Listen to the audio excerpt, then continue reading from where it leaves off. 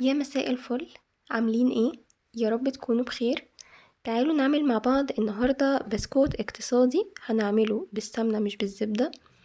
اول حاجة محتاجين نص كوباية من السمنة، وتكون السمنة لينة مش سايحة زي الزبدة بالظبط، وهضيف عليها نص كوباية سكر بودرة. واهم حاجة ان انا انخله يا جماعة علشان ما يبقاش فيه اي تكتلات.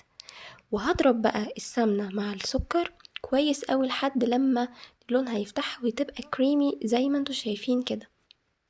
الخطوة دي مهمة جدا جدا ان انا اضربهم كويس اوي مع بعض.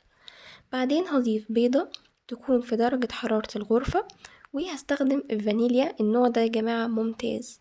حط برضو رشة، وهبدأ ان انا اضربهم لغاية لما الخليط ده يمتزج تماما ولونه يفتح ويبقى هش كده زي ما انتوا شايفين.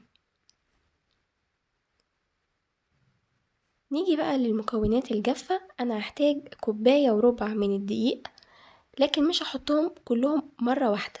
وهضيف عليهم رشة ملح، وكمان معلقتين كبار من مسحوق الكاسترد او النشا لو موجود. وكمان هضيف نص معلقة صغيرة من البيكنج باودر، مش عايزين نحط بيكنج باودر كتير يا جماعة. وكمان انا هضيف بقى ربع كوباية، وكل الكلام ده هخلطه كويس قوي. وهبدأ ان انا انزله بقى على الخليط اللي انا عاملاه بالسمنة والسكر. هنزل شوية شوية، مش هنزلهم كلهم، لان ممكن نوع الدقيق بتاعك يختلف عن بتاعي في امتصاص الدهون. فتلاقي مثلا هو احتاج كوباية دقيق واحدة بس، والسمنة بقت تمام قوي، ممكن يحتاج ان انتي تزودي كمان معلقة، فهنحط شوية شوية عشان نقدر نكون متحكمين في الموضوع ده. البسكوت مش بعجن، انا مجرد ان انا بقلب بس الحاجة علشان تمتزج معايا والدقيق يختفي والسمنة تشربه كويس. لو لقيتها ان هي بتلزق كده، يعني بتمسكيها تلاقيها بتعمل في صباعك، لا حطي كمان شوية دقيق.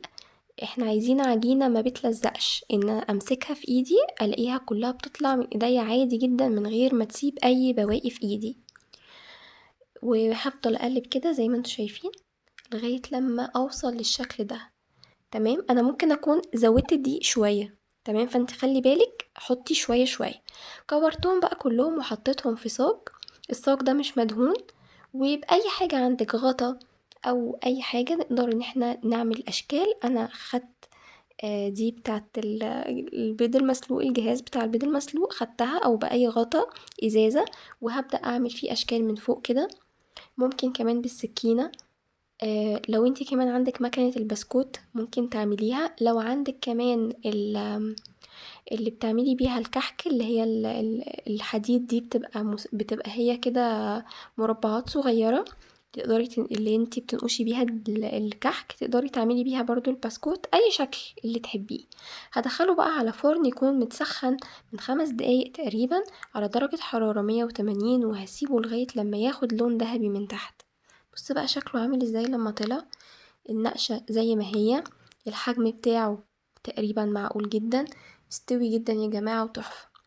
انا بقى جبت طبق وحطيت عليه استرتش علشان انا عايزة ازين البسكوت ده بالشوكولاتة. لو عندك ورق زبدة هنستغني عن الخطوة دي.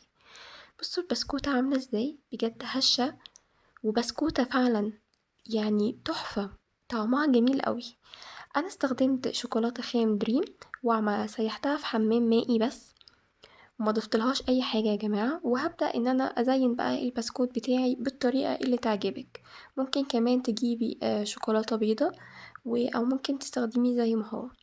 انا حطيت الاسترتش دوت على الطبق علشان الشوكولاتة لما تيجي تجمد، واقدر ان انا اشيلها من الطبق بكل سهولة. ده شكله، واتمنى انه يعجبكم.